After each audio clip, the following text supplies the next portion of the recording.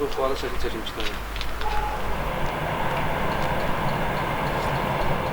Tovuzda bir nəfərin ölümü ilə nəticələnən ağır yol nəqliyyat hadisəsi baş verib. Hadisə Tovuzun Qovlar şəhərinin ərazisində qeydə alınıb. Hərəkətdə olan VAZ 2107 markalı avtomobili idarə etməni itirərək yol kənarında dayanan yük avtomobilinin qoşqusuna çırpılıb.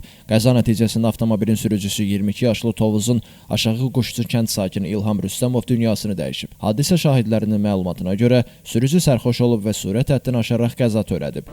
Maşını riyada verdik, bir də gördük, gəldi özünü, sürət həddini aşmışdı.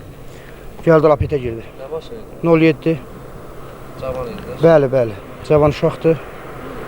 Necə oldu hadisə? Necə işlədi? Hadisə dərində qaçılmazdı da qardaş. Yəqin ki, sərxoş olub, sürət həddini aşıb. Məlumata görə İlhamın aprel ayında toyu olacaqmış. Faktla bağlı Tovuz rayon prokurorluğunda araşdırma aparılır. Elvin Qudrətov, Kamran Əski Paralı, bugün informasiya proqramı üçün.